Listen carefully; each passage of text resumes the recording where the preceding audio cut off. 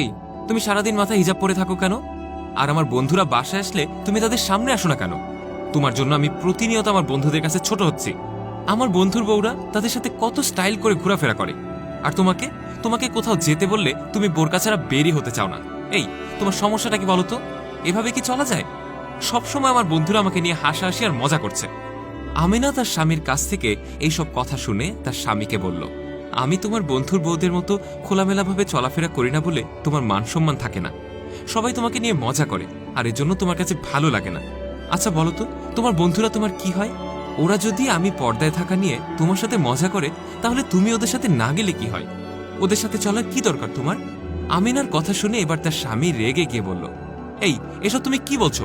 ওরা আমার বন্ধু, আর ওদের সাথে চলবো না তো কার সাথে চলবো? তুমিই বরং আমার বন্ধুদের জন্য আধুনিক হয়ে যাও। আমিনা তখন তার স্বামীর কথা শুনে তার স্বামীকে আবারও বলল, সামান্য বন্ধুদের মজা থেকে বাঁচার জন্য তুমি আমাকে আধুনিক হওয়ার জন্য বলছো? কিন্তু যে আল্লাহ তোমাকে সৃষ্টি করেছে, সবসময় তোমাকে বিপদ আপদ থেকে দূরে রাখছে, তুমি তার কথা অমান্য করছো? তুমি তো তার কথাই অমান্য করছো। আচ্ছা ধরো তো, তুমি একটা হীরার আংটি কিনলে, তুমি কি তোমার বন্ধুদের কথা শুনে হীরার আংটি বাদ দিয়ে রূপার আংটি কিনবে? আমিনার স্বামী তখন তার কথা শুনে বলে, আরে তুমি কি পাগল হইলা নাকি? হীরার আংটির জায়গায় আমি কেন রূপার আংটি কিনবো? আর সবসময় কি বন্ধুদের সব কথা শুনতে হয় নাকি?